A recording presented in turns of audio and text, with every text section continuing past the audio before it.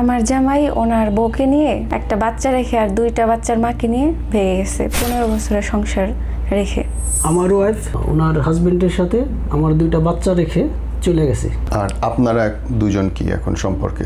আমরা দুইজন এখন হাজবেন্ড ওয়াইফ। ওয়েট, আপনারা দুজন হাজবেন্ড ওয়াইফ আর আপনার ওয়াইফ ওনার হাজবেন্ডের সঙ্গে ভেগে চলে গেছে।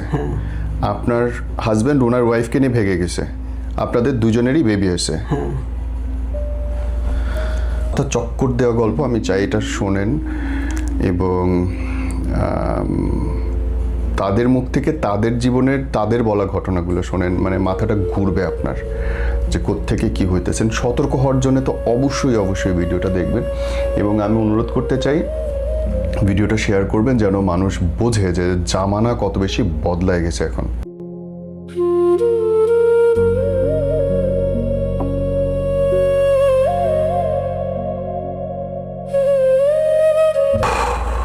মাথা চক্কর দেওয়া গল্প, আমি চাই এটা শোনেন এবং তাদের মুখ থেকে তাদের জীবনের তাদের বলা ঘটনাগুলো শোনেন, মানে মাথাটা ঘুরবে আপনার যে কোত্থেকে কি হইতেছেন। সতর্ক হওয়ার জন্য তো অবশ্যই ভিডিওটা দেখবেন এবং আমি অনুরোধ করতে চাই ভিডিওটা শেয়ার করবেন যেন মানুষ বোঝে যে জামানা কত বেশি বদলায় গেছে এখন। আপা, আপনার কাছ থেকে আসি, আপনাদের বিবাহিত জীবন কত বছরের ছিল? 15 বছরের। আপনার হাজবেন্ডের সঙ্গে? হ্যাঁ। ওটা কি লাভ ম্যারেজ ছিল না সেটেল ম্যারেজ ছিল? হ্যাঁ, উনিও আমাকে অনেক ভালোবেসে বিয়ে করেছিল। একটু বলেন আগের গল্পটা। তো তখন আমার বয়স খুবই কম, ওনারও কম ছিল। উনিও আমাকে এমন পাগল হয়ে বিয়ে করছে, মানে সেটা বলে বোঝাতে পারবো না। তো বিয়ে করার পর 19 বছরে আপনাকে নিয়ে, আপনার বয়স কত তখন? তখন আমার 12-13 বছর। যেমন একটা পুতুল খেলা হয় ওই রকম ভাবে বিয়েটা হয়েছে। ওয়েট, 12-13 বছরে আপনি বিয়ে করছেন? হ্যাঁ, ওনারও বয়স কম ছিল, যেমন হয় না যে পুতুল পুতুল বিয়ে ওই রকম হয়েছিল। হ্যাঁ। তো বিয়ের পর উনি তখন কোন দেশে থাকতেন? বাংলাদেশে? না, উনি তখন দেশেই থাকতো। উনি বিদেশ গেছে 2018 সালে। তার আগ পর্যন্ত কি ঠিক ছিল সংসার? না, তার আগ পর্যন্ত হ্যাঁ ঠিকই ছিল মোটামুটি। এই যে বাইরে গেল 22-এ, তারপরে 21-এ বাইরে গেল, তারপরে আর আসে নাই? না, তারপরে এই 5 বছরে আর আসে নাই? না। এবং এর মধ্যে সম্পর্ক কি আপনার সাথে ফোনে বা নর্মাল কথাবার্তা ঠিক ছিল? নর্মাল ঠিকই ছিল। এই লাস্ট 1 বছর মানে অন্যরকম সবকিছু। আপনি আপনার হাজবেন্ডের পরকীয়া প্রথম ধরলেন কবে? প্রথম লাস্ট 1 বছর উনি আমার সাথে ঠিক করে কথা বলতো না। আমি ফোন দিলে বা মেসেজ দিলে মানে খুব একটি করতো না। উনি বলতো যে ওনার ফোনে সমস্যা, ফোনে চার্জ থাকে না, সেজন্য মানে কথা বলতে পারে না, করতে পারে না। তো এই 1 বছর আবার উনি কোনো কাজই করে নাই, একদম বসা, মানে কোনো কাজই না। তো আমি ভাবতাম হয়তো এরকম মানসিক চাপ টাপে আছে, আবার ফোনও এরকম, হয়তো সেজন্যে সময় দিতে পারতেছে না। উনি আবার কাজ করতো না, বাসায় টাকা দিত না, সেজন্য ওনার বাসার মানুষ আবার আমার সাথে একটু করতো। সেজন্য আমি আবার ওনার সাথে আবার একটু রাগ করে থাকতাম যে আপনি কাজ করতেছেন না, সেজন্য তো বাসায় এরকম অশান্তি হইতেছে। তো এরকম দূরত্ব বাড়তে আমি তো ভাবতাম যে কারণগুলো এগুলাই, বা উনি কাজ করে না, কাজ পাইতেছে না সেজন্যে। কিন্তু আসলে যে ওই মেয়ের সাথে সময় কাটাইছে ফোনের পর, মানে ফোনে দিন রাত সমানে, এটা বুঝতে পারিনি। আপনি বিয়ে করছেন কত সালে? আমি 2011-তে বিয়ে করছি। 2011-তে বিয়ে করছেন? আমি প্রবাসী ছিলাম, প্রবাসী থেকে আইসা 2011-তে সৌদি আরব। সৌদিতে ছিলেন? জি। তো আপনার ওয়াইফের পরকে আপনি ধরলেন কেমনে? আমার ওয়াইফের পরকে আমি 2025-এর পরে, এই গত রোজার মাসের পরে 2-3 দিন পরে আমি জানতে পারি যে এই প্রবাসী একজনের সাথে কথা বলে। প্রবাসী একজনের সাথে কথা বলে? তখন কি আপনি দেশে? আমি দেশে। আচ্ছা, ছুটিতে আসছেন আপনি তখন? আমি তখন ছুটিতে আসছি। জি। ছুটিতে না, আমি আসছি 2018-তে একবারই দেশে। ও, দেশে চলে আসেন একবার? আমার বাচ্চা হয় না দেখে আসছে আর উনি চলে গেছে। আমি বাচ্চা হয় না দেখে আমি 2018-তে একবারে চলে আসছি। জি। দেশে বাচ্চা না হওয়ার কারণে, যে আমি টাকা পয়সা থেকে করব, আমার যখন বাচ্চাই নাই আমি টাকা থেকে করব, এর জন্য চলে আসছি। আমার মালিকে আসতে দিব না, তবু আমি চলে আসছি। টাকা পয়সা দিয়ে আমি কি করবো, আমার বাচ্চা নাই, আমি টাকা পয়সা দিব। তখন একবারে দেশে আসার পরে আমার এই আল্লাহ দিলে 7 বছর পরে আমার প্রথম মেয়ে হয়। প্রথম মেয়ে হওয়ার পরে তারপরে আবার 2 বছর পরে আবার ছোট মেয়ে হয়। 2 বছর পর ছোট মেয়ে হওয়ার পরে এখন আমার বড় মেয়ের বয়স হলো 7.5 বছর, আর ছোট মেয়ের বয়স হলো 5.5 বছর। হ্যাঁ, এমন তো অবস্থায় আমি এই গত রোজার ঈদের 4-5 দিন পরে জানতে পারি ও মানে প্রবাসী একটা ছেলের সাথে কথা বলে এবং দেশে 2টা ছেলের সাথে ও পরকীয়া করে। আমি বুঝতে পারি। ওয়েট, 3 জনের সাথে একসাথে? হ্যাঁ, একসাথে। আপনার ওয়াইফ? ওর ইয়ারফোন ছিল আমার ঘরে। আমার বাড়ি থেকে যাওয়ার পরে আমি 4-5টা ইয়ারফোন পাইছি এবং ব্লুটুথ পাইছি 4-5টা। ও দিনের পর দিন এই ঘন্টার পর ঘন্টা, ঠিক আছে, একটা মোবাইল চার্জ শেষ হয়েছে আরেকটা মোবাইল লাগাইছে। ও দিনে আমার ঘরের কিছু গেট লাগাইয়ে তালা দিয়ে তারপরে ও দিনে আমি সকাল 9টায় দোকানে যাইতাম আর রাত 10টায় দোকান থেকে আসতাম। ও আমি যাওয়ার পরে থেকে ফোনে কথা বলতো এবং ওর মায়ের ফোনে কথা বলতো, ওর ফোনে কথা বলতো। ওর ফোনের চার্জ শেষ হলে ওর মার ফোন নিত এবং ওর খালাতো বোন আমার বাসায় ছিল, ওর খালাতো বোনের ফোনও নিত। আপনার বাসায় আপনার শাশুড়ি থাকতেন? হ্যাঁ। আবার আপনার শালিও থাকতো একটা? হ্যাঁ, একটা শালিও থাকতো। আচ্ছা। তখন ওদের 3 মোবাইলেও কথা বলতো। আরে বাপরে। এই একজনের সাথে এই জিনিসগুলো আপনি বুঝলেন কেমনে? আমি বুঝতে পারছি পরে। আচ্ছা। পরে বুঝতে পারছি যেভাবেই হোক। পরে শেষে আমারে ওরা এই দীর্ঘদিন এই পাশের আমাদের রুম এলাম, এক ঘরের ভিতরে রুম হইল 3টে। জি। পাশের রুমে আমরা থাকতাম, আমি, আমার 2 মেয়ে, ওয়াইফ। হ্যাঁ। তো ও পাশের রুমে ওই দেশে যে ছেলেগুলো আসলো, ছেলে 2টা আসলো, ওই ছেলের সাথেও পরকীয়া করতো। আমারে দিনের পর দিন ঘুমের ট্যাবলেট খাইতো এবং আমার 2 মেয়েরও ট্যাবলেট খাওয়াইতো, পানির সাথে মিলায়, দুধের সাথে মিলায়। আপনার 2 বাচ্চা এবং আপনাকে ঘুমের ট্যাবলেট খাওয়াইতো যাতে ওনার ডিস্টার্ব না হয়। পাশের রুমে পরকীয়া করতো। আপনি রাত্রে টের পাইতেন না কিছু? আমি তো ঘুমের ট্যাবলেট খাওয়াইছি, আমারে ঘুমের ওষুধ খাওয়াইতো। আপনাকে কিভাবে খাওয়াইতো? পানির সাথে দুধের সাথে মিলাই খাওয়াইতো আমারে বেশিরভাগ। কিন্তু ওই মহিলাকে দেখলে মানে কেউ বুঝতে পারবে না যে উনি একদম মনে হয় যে ভাজা মাছটা উল্টা খেতে জানে না, এরকম দেখা যায়। আপনি এটা টের পাইলেন কেমনে যে আমাকে ঘুমের ওষুধ খাওয়াচ্ছে? আমি ঘুম থেকে উঠি 8টা-9টার দিকে। আমি সেদিনকে দীর্ঘদিন ঘুম থেকে উঠি 11টা, 12টা, 1টায় এরকম। দুপুর হয়ে যাইতেছে। হ্যাঁ, আমার মাথা ঝিমঝিম করে। হ্যাঁ। এইভাবে আমি বুঝতে পারছি। পরে আমার একজনে বলছে যে এইভাবে ঘুমের ট্যাবলেট হয়। মানে পাশে আমি দেখতাম যে আমার আমি প্রেশারের রুগী ছিলাম, কিন্তু আমার ঘুমের ট্যাবলেট লেখা ছিল ডাক্তারের থেকে। পরে আমি দেখি যে আমার যে ওষুধ, আমার ওষুধ মানে 3-4 দিনে 1 পাতা শেষ। তারপর আবার এই আমার বাড়ির পাশে বাজার ছিল, বাজারে থেকেও ওই ডাক্তারের কাছে খবর নেই যে এরা ঘুমের ট্যাবলেট নিত, ঘুমের ওষুধ নিত। বিভিন্ন জায়গাতে ঘুমের ওষুধ নাই না, দুধের সাথে মিলাই আমার খাওয়াইতো। দুধের সাথে এই পানির সাথে। আমি তো প্রচুর পানি খাইতাম রাতে। হ্যাঁ। আপনি প্রথম টের পাইলেন কেমনে যে আপনার ঘুমের ওষুধ খাওয়াইতেছে, বা সন্দেহটা প্রমাণ কখন মনে হইলো যে একবার তো হয়েছে ঘটনাটা সত্যি? আমারই বলছে অনেকেই, মানে যে ডাক্তারের দোকান থেকে আনা হইতো তার কাছে জিজ্ঞেস করছি, ও বলছে আমার ঘুমের ট্যাবলেট। মানে এই ঘটনাগুলো বের হওয়ার পরে সবাই যা জানতো, তার আগে তো কেউ কিছু বলতো না। তারপরে সবাই বলতেছে যে এটা করছে, ওটা করছে, ওটা করছে। কিন্তু আপনি নিশ্চিত হইলেন কেমনে যে আপনাকে ঘুমের ওষুধ খাওয়াচ্ছে, বাচ্চারা ঘুমের ওষুধ খাওয়াচ্ছে? একদিন রাত 2টা বাজে, হ্যাঁ, আমার কিছু গেট খুলে আমি বুঝতে পারছি একটা লোক আসছে ভিতরে পাশের রুমে। তখন অলরেডি আপনার খাওয়াইছে? তখন তার আগে 11টার দিকে আমি পানি খাই প্রচুর রাত্রে। হ্যাঁ, রাত্রে প্রচুর পানি খাই। তখন ওই দিন আমি 1 গ্লাস পানি খাইছিলাম। কয় গ্লাস পানি খাইতেন আপনি? আমি 5-7 গ্লাস পানি খাই রাত্রে। তখন আমি 1 গ্লাস পানি খাইছিলাম। 1 গ্লাস পানি খাওয়ার পরে আমার ঘুমের এফেক্ট করে নাই খুব একটা।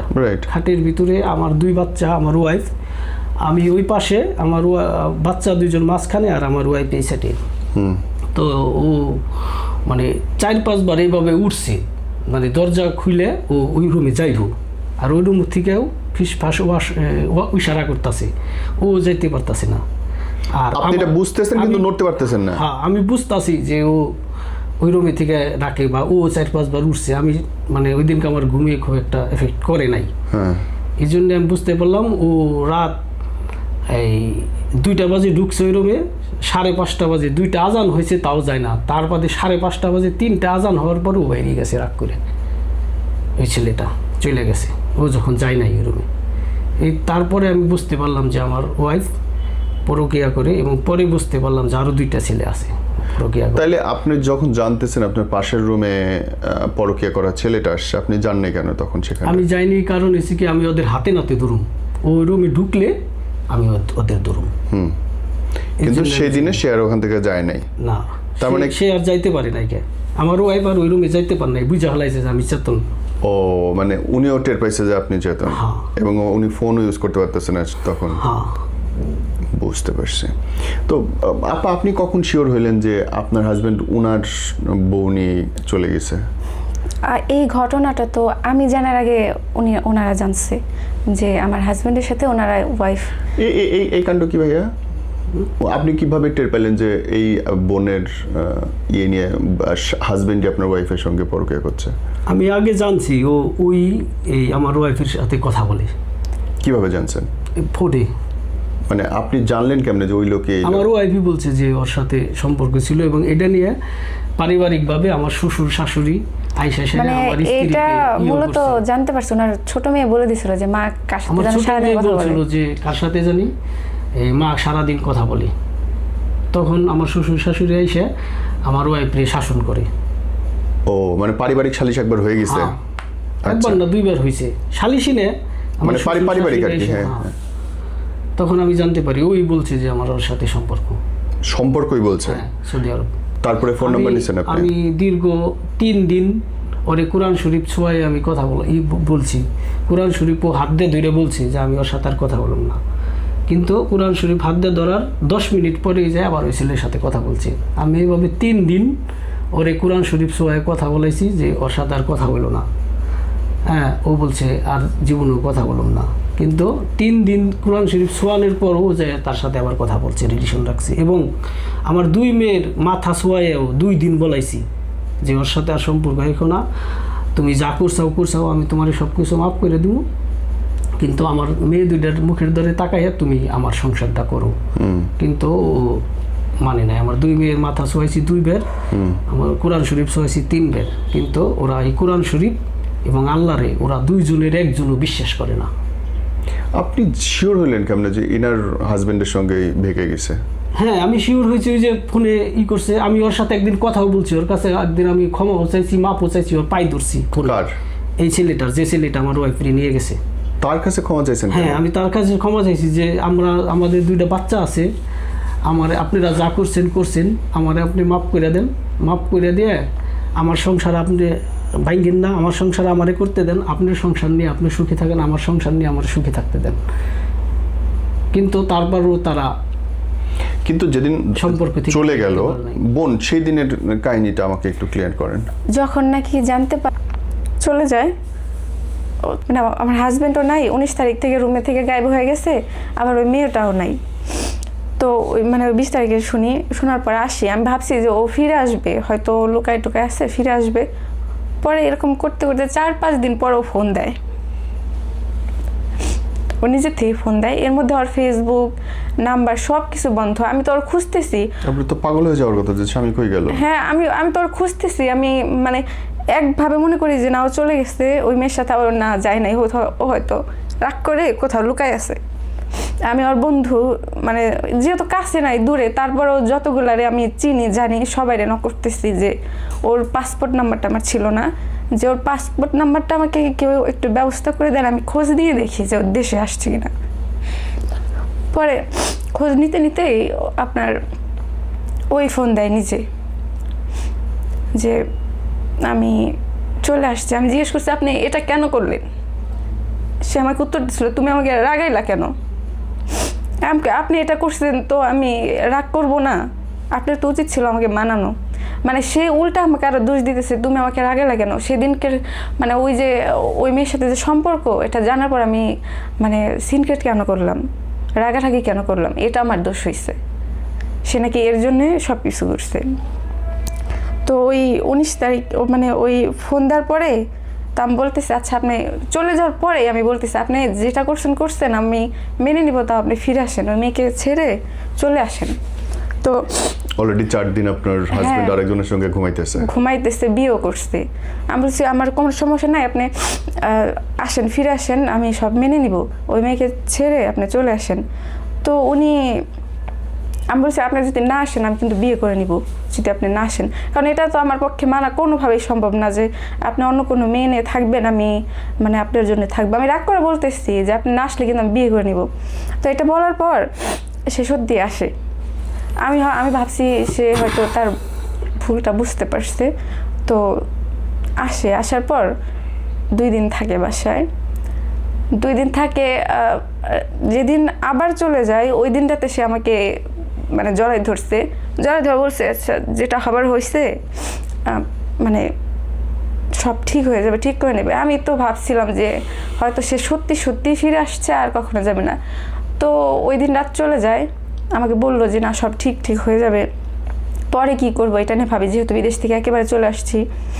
তো সকালবেলা তখন 7টার মতো বাজে, আমি সকালের খাবার বানাইতে গেছি, উনি দেখলাম উঠে বাহিরে গেল। তো বাহিরে গেল, আমি খাবার বানাই নিয়ে এসে ওনারে খুঁজি, ফোন দিই, মানে ফোনও শুধু ব্যস্ত পাই। এক পর্যায়ে 10টা-11টার দিকে দেখি যে ওনার ফোন বন্ধ। তখন থেকে মনের ভিতর আবার কেমন যেন করতেছে যে ফোন কেন বন্ধ। পরে এরকম সকাল চলে যায়, দুপুর চলে যায়, বিকেল চলে যায়, সবাই বলে যে আবার চলে গেছে। মানে ওই যে একটা কষ্ট, একটা যে ধাক্কাটা লাগছে, আমার মনে হয় এটা কখনো কোনো মানুষের সাথে না হলে সেটা অনুভব করতে পারবে না। আমি এটা সারা জীবনও বলতে পারবো না। উনি যখন ওনার 1 টাকা আর্নিং করার কোনো ক্ষমতা ছিল না, আমি তখন থেকে ওনার সাথে মানে সুখে দুঃখে সবসময় ছিলাম। আর এখন এই 15 বছর পরে এসে উনি আমার সাথে এটা করছে। ওনার বাসায় যখন একটা টিনের ঘর ছিল তখন থেকে ওনার সাথে আমি একটা বাসা বানাইছি। আমার ইচ্ছা ছিল, আমার পুরা বাড়ির কখনো ইচ্ছা ছিল না যে আমার একটা ঘর হবে, আমি ঘরটা সুন্দর করে সাজাবো। আমি আমার ঘরটাও করছিলাম, কিন্তু ওই ঘর আমাকে থাকতে দেয় নাই। আমি নিজের হাতে সব করছি, সেই ঘরে সে এখন অন্য মেয়ে নিয়ে থাকে।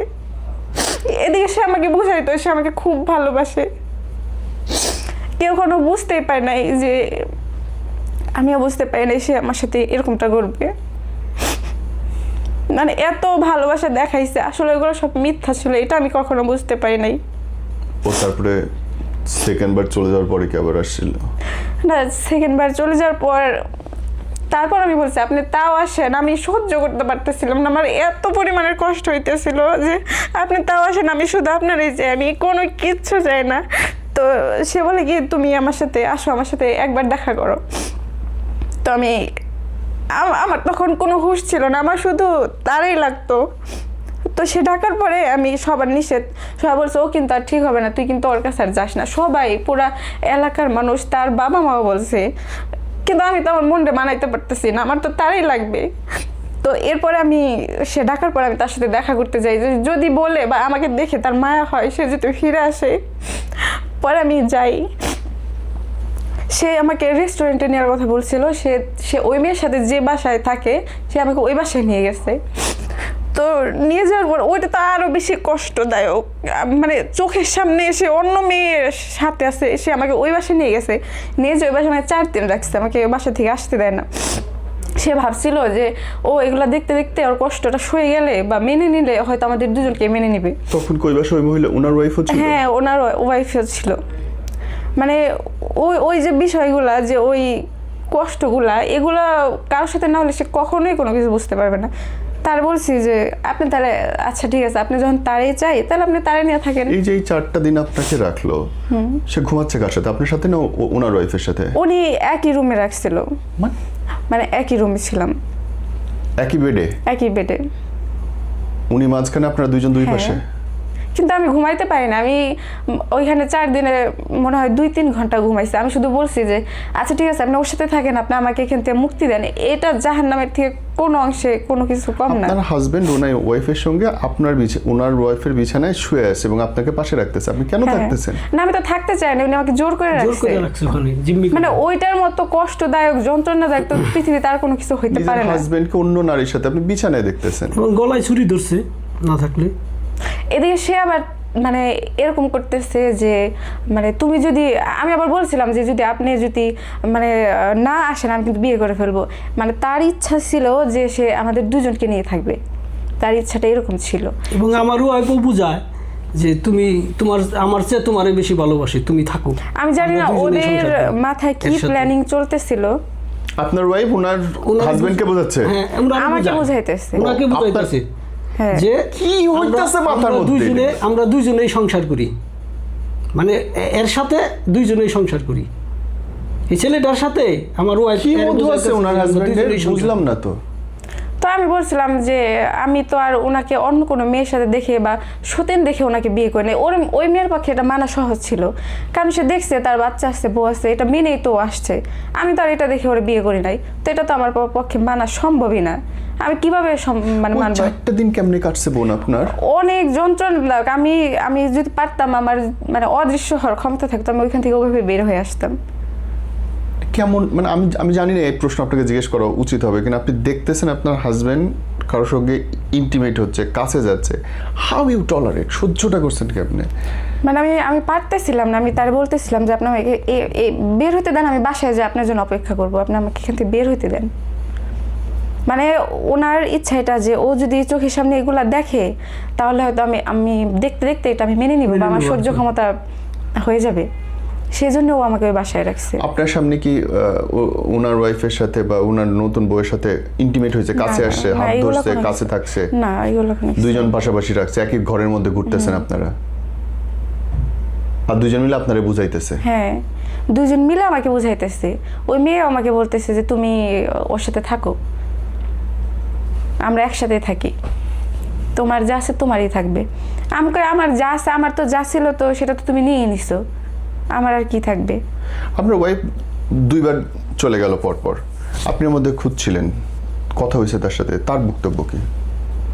সে প্রথম দিন যে আমার বাসায় থেকে চলে যায়, আমার মেয়ে মানিকগঞ্জ ওখানে পড়ালেখা করতো, দুই মেয়ের সকালবেলা আমি ঘুমিয়েছিলাম, ব্যাগ ট্যাগ নিয়ে 2 মেয়ের নিয়ে সকাল 8:30 বাজে স্কুলে দিয়ে, তারপরে আমি বেতনের টাকাও দিছি ওই দিনকে, স্কুলের ওই দিনকে বেতনের টাকা পে করে আমি যখন ঠিকই বেতনের টাকা দেয় সিরিয়ালে দাঁড়াইছে, তখন আমি ফোন দিছি বাসায় থেকে যে তুমি কোথায় আছো এখন? আমি এখন বেতন দিতেছি। বেতন দেওয়ার পরই ও ওই চলে যায় মানিকগঞ্জ যাওয়ার পরে ওই ছেলেটাও বিদেশ থেকে ওই দিন আসে, মানে যেই দিন আসে, 19 তারিখ, যেই দিন আসে সেই দিনই চলে গেছে? হ্যাঁ 19 তারিখ। ও সকালবেলা আমার দুই মেয়ে স্কুলে দিয়ে ও চলে যায়। মেয়ে আনবে কে? বাচ্চাদের স্কুল থেকে কে আনবে? মেয়ে পরে আমি যোগাযোগ করছি, মেয়ে পরে আমি নিয়ে আসছি, মেয়ে যায় পরে আমি নিয়ে আসছি। ওইটাও খেয়াল নাই যে আমার বাচ্চা কি হবে, রাস্তায় ফেলে চলে? ওর কোনো মায়া মহব্বত নাই, বাচ্চার প্রতি ওর কোনো মায়া মহব্বত নাই। ও 2 মেয়ে রাইখা চলে যায়। পরে আমি স্কুল থেকে আমার ফোন দিছে যে আপনার 2 মেয়ে আছে, আপনি 2 মেয়ে নিয়ে যান। পরে আমি স্কুল থেকে 2 মেয়ে নিয়ে আসি। ওরা ওই দিনকেই ওই ছেলেটা ওই দিনকে বিদেশ থেকে আসে, আসার পরে ওই দিনকে ওরাও ওখান থেকে চলে যায়, দুজনে যায় সেরে অন্যত্র যায় সেরে বিয়ে করার পরে আমার শাশুড়িকে জানাই, শ্বশুরকে জানাই। এরা কোনো বিয়ে করে আপনি জানলেন কেমনে? হ্যাঁ, আপনি জানলেন কেমনে বিয়ে করে? তার 4-5 দিন পরে আবার এর বাসায় গেছিলো। তখন আমার ফোন দিয়ে বললো কি যে আমি আপনাকে, তখন আগে আমারে তুমি বলতো, তখন আমার বলে ফোনে যে আপনাকে তালাক দিয়ে আমি অমুকরি বিয়ে করছি। ওই প্রথম কথা হলো 4 দিন যাওয়ার পরে? হ্যাঁ। আর এর মধ্যে তো আপনি খুঁজতেছেন? না, এর ভিতরে তো আমার সাথে ওর সব বন্ধু, মোবাইল সব ওর বন্ধু। হ্যাঁ। বলতেছে যে তখন আমি তো মনে করেন যে আমার অবস্থা খারাপ, মানে আমি অনেক কান্নাকাটি করছি ওর জন্য। আর আমি অন্ধের মতো ওরে ভালোবাসতাম। আমি যখন এই 7 বছর পরে যখন আমার বাচ্চা হয়, ঠিক আছে, তখন আমি মনে করতাম যে আমার ওয়াইফ যদি গেত ওই 7 বছর আগে যাইতো, ও বাচ্চা কাচ্চা হওয়ার আগে যাইতো। আমি ভাবি নাই কখনো যে আমার ওয়াইফ 7 বছর, এই 15 বছর সংসার করার পরে আমার ওয়াইফ আমি অন্ধের মতো ভালোবাসতাম। আমি ওর কোনোদিন মোবাইল ফোনও কোনোদিন চেক করতাম না, আমি ওরে কোনোদিনও সন্দেহ করতাম না। রাত্রে অনেক সময় বলতাম যে তুমি যদি না থাকো আমি কিন্তু মরে যাব, ঠিক আছে। অনেক বলছি, অনেক কান্দাকাটি করছি। আমি ও যাওয়ার পরে আমি এমন কোনো দিন নাই যে না কাঁদছি। 2 মেয়ারে নিয়ে ছোটো ছোটো 2টা মেয়ে, এমন কোনো দিন নাই আমি না কাঁদছি। আমার এলাকার মানুষ আমার কইতো যে তাই কি চলে গেছে, তাই কি পুরুষ পোলা আবার বিয়ে করবে, না আমি ওরে অন্ধের মতো ভালোবাসছি। আমি ওরা কোনোদিন সন্দেহ করি নাই। লাইফ আমি কোনোদিন ওরা সন্দেহ করি নাই, ওরা আমি কোনোদিন চোখ রাঙায় কথা বলি না। আর এলাকার মানুষ বলতো ওরা দুইজনে কত মিল, ওগুলোর মধ্যে কোনোদিন 15 বছরে আমাকে 2 দিনের মধ্যে দুইজনের মধ্যে কোনোদিনও ঝগড়া হয় নাই, কোনোদিনও না। আর অন্ধের মতো ভালোবাসছি ওরে রেস্টুরেন্টে নিয়ে গেছি। যখন ও বললো যে আমারে আপনাকে আমি ডিভোর্স দিছি, আপনি কি করলেন ভাই? আমি তো তখন নাই দুনিয়াতে, আমি কি আছি। তারপরে কি আপনার সাথে দেখা করছে আর কখনো? না, তারপরে আবার ওই ছেলের বাসায় থেকে আবার ওই ছেলের ফোন দিয়ে আবার ওই ছেলের সাথে চলে গেছে। আমার শাশুড়ির সাথে আমি কত কান্নাকাটি করছি, আমার শ্বশুরের সাথে কত কান্নাকাটি করছি। তার মানে কি আপনার শ্বশুর শাশুড়ি আগেই জানতো ব্যাপারটা? আমার শাশুড়ি জানতো বিষয়টা। আমার শাশুড়ি এর সাথে মূল ঘটনার সাথে আমার শাশুড়ি সব জড়িত।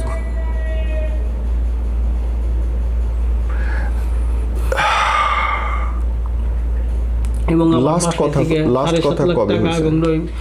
9 ভরি স্বর্ণ নিয়ে আমার মেয়ের কানের তা ছিল, গলার চেন ছিল স্বর্ণের, হাতের তা ছিল, আমার মেয়ের এইগুলো নিয়েও বাকছে। লাস্ট কথা কবে হয়েছে আপনার ওয়াইফের সাথে? লাস্ট কথা হয়েছে ওই যে দ্বিতীয়বার আসার পরে যে আমি তোমার তালাক দিছি। তারপরে আবার একদিন ওরে বিয়ে করার পরে একদিন ফোন দিছিল যে আমার মেয়ে 2টা আমি নিয়ে যাবো। আমি বলছি তোমার মেয়ে তুমি কেমনে নেবে? আমি তো আর কলঙ্কিত না, তুমি তো কলঙ্কিত, তুমি আমার মেয়ে কেমনে মানুষ করবা? যখন নাকি আমার মেয়ে বড় হইব, মানুষে বলবো যে তোর মায়ের বাইরে গেছে, একটা ছেলের সাথে চলে গেছে তবু রাইখে, তখন তুমি এই মেয়েরে কীভাবে বড় করবা, কীভাবে মানুষ করবা? আর আমি বাবা, আমি তো আর কলঙ্কিত না, আমি তো আর বাইকে জানি, আমার কাছেও মানুষ হইব, আমি ওদের লেখাপড়া। আপনার ওনার সাথে কথা হইলো কবে থেকে ভাইয়া? কার সাথে? ওর সাথে যোগাযোগ হয়েছে ও বাইকে যাওয়ার পরে, মানে আমরা ওদের খোঁজ খবর নেওয়ার জন্য কোথায় আছে না আছে এর জন্য আমরা যোগাযোগ করছি। জি, মানে এই মে মাসে? হ্যাঁ, মে মাসের কত তারিখে? 18 মে মাসের 22-23 তারিখে। 22 তারিখে গেছে, 22-23 তারিখে আমরা আপনার প্রথম কথা ওনার সাথে? হ্যাঁ। পরে ওরে বিয়ে করছি হলাম তারপরে 1 মাস 18 তারিখে আমরা বিয়ে করছি। ওরা বিয়ে করছে 19 তারিখে, আমরা 18 তারিখে। এবং পারিবারিকভাবে মানে ওনারা গেছে হচ্ছে এপ্রিলে না মেতে? এপ্রিলের 19 তারিখে। এপ্রিল 19 তারিখে আপনার হাজবেন্ড ওনার ওয়াইফ চলে গেছে একসাথে, আর আপনারা বিয়ে করছেন হচ্ছে মের 18 তারিখে। এবং পারিবারিক বিয়ের সিদ্ধান্তটা কিভাবে নিলেন? পারিবারিকভাবে বিয়ে হয়েছে। ওর বাপ মা এই সিদ্ধান্তে আপনারা কিভাবে আসলেন যে আপনারা দুজন, আপনাদের বউ এবং হাজবেন্ড যেহেতু চলে গেছে একসাথে বিয়ে করে গেছে, আমরা বিয়ে করবো দুজন একসাথে, এই সিদ্ধান্ত কেমন করে আসলেন? সিদ্ধান্ত নিয়েছি এই কারণেই যে ও আমার ওয়াইফ নিয়ে গেছে, আমি ওর ওয়াইফেরই বিয়ে করব যেভাবে, মানে আমরা ও সিদ্ধান্ত নিয়েছি, আমিও সিদ্ধান্ত নিয়েছি। আপনিও সিদ্ধান্ত নিয়েছেন এই সিদ্ধান্ত যে অবশ্য তাহলে অবশ্য 2টা বাচ্চা কাছাকাছি থাকবে, যে আমার বাচ্চা 2টা আমার কাছে রাখুন, ওর ছেলে ওর কাছে রাখবো। আর আমার বাচ্চার যে ওরা অমানবিক আচরণ করছে সেটার জন্য তো ওরা মনে হয় না আল্লাহ থেকে আল্লাহ ভালো রাখবো। এই জন্য আমরা দুজন একসাথে থাকতে চাই, আমরা দেখতে চাই যে আমরাই খারাপ না ওরাই খারাপ। এই জন্য আমরা বিয়ে করছি, যে আমরাই মানে বেটারটা না ওরাই ভালো থাকতে পারে। ওদের ভালো থাকা না থাকা আমরা দেখতে চাই দুজন একসাথে থাকি। এর জন্য এই সিদ্ধান্তটা অনেক কঠিন ছিল না? হ্যাঁ, কঠিন ছিল তো। মানে এটা ওদের বোঝা উচিত ছিল যে ওরা যেটা করছে যেন ওরা দেখতে পারে। অন্য কাউকে বিয়ে করলে হয়তো এটা আস্তে আস্তে মুছে যেত, এটা থাকতো না। কিন্তু এখন যেটা হয়েছে এটা সারা জীবন থেকে যাবে, আর ওরা মনেও রাখতে পারবে যে আসলে কিছু। আপনি দেখেন ভাইয়া, উনি যাওয়ার পর আমি 5-6 বছর ধরে ওনার জন্য অপেক্ষা করতেছি। উনি আসার পর আমার সাথে একবার দেখাও করে নাই, উনি অন্য একটা বিয়ে নিয়ে চলে গেছে। আপনি তো ভালোই বাসে নাই সে কোনোদিন? তাইলে হ্যাঁ, সে তো অভিনয় করছে, আর আমি তো ভাবতাম হ্যাঁ সত্যি আমাকে ভালোবাসে। বিদেশ থেকে আসলে সবচেয়ে আগে বউ বাচ্চার কাছে মানুষ দৌড়ায় যায়, 12-13 বছর থেকে যে আপনি সংসার করতেছেন, একটা মিথ্যা সংসার করে আসছেন। হ্যাঁ, আমি তো ভাবতাম সে আমাকে ভালোবাসে, সে কারোর সামনে এবং আমার ফ্যামিলির সামনেও সে আমাকে কখনো যাইতে দিত না। সে এইভাবে রাখতো, কারোর সাথে কথা বলতে দিত না, বাবার বাসায়ও যাইতে দিত না, কিচ্ছু করতো না। আমি তার সব মেনে নিছিলাম যে গিয়ে কি লাভ, অযথা অশান্তি করে, আমার তো এখানেই থাকতে হবে। সে যা বলতো আমি সবই মেনে নিতাম। এগুলো তো মিথ্যা ছিল, আমি তো ভাবতাম সব। আমরা দুইজন এখন হাজবেন্ড ওয়াইফ, আমাদের জন্য সবাই দোয়া করবেন এবং আমরা জানি সারা জীবন একসাথে থাকতে পারি, ইনশাআল্লাহ একসাথে পথ চলতে পারি। যে প্রতারণা আপনারা বললেন হয়েছে, সেটার থেকে যেন আপনারা মুক্তি পেতে পারেন এবং আপনাদের বাচ্চা কাচ্চারা যেন সুন্দর ভবিষ্যৎ পায়। আমি এই জন্য শুরুতেই বলছিলাম যে এই ভিডিওটা আপনারা দেখবেন, কারণ এটাতে এত কিছু শেখার আছে, এটা আসলে বলে বোঝানো যায় না। মানুষ যে মুহূর্তে বদলায় যাইতে পারে। গতকালকে কি করছে, গত 15 বছর ধরে আপনি তার জন্য কি করছেন, সে হাজব্যান্ড হন ওয়াইফ হন, ম্যাটারই করে না। মানুষ লোভের কাছে, স্বার্থের কাছে, নিজেদের আকাঙ্ক্ষা কামনা বাসনার কাছে এমনভাবে বন্দী, না সন্তান, না স্বামী, না ওয়াইফ, না পরিবার, না সমাজ, কারো দিকে কোনো খেয়াল নেই। পারলে পরিবারগুলো বেঁধে রাখবেন, নষ্ট করতে দেবেন না। আর প্লিজ ভিডিওটা শেয়ার করবেন, আর পারলে সাবস্ক্রাইব করবেন। আমরা চেষ্টা করছি ইতিবাচকতা ছড়াতে, আমরা চেষ্টা করছি সমাজের চোখে আঙুল দিয়ে দেখাতে কোথায় অপরাধ, কোথায় ঠিক করতে হবে। আল্লাহ আপনার ভালো করবে। আসসালামু আলাইকুম।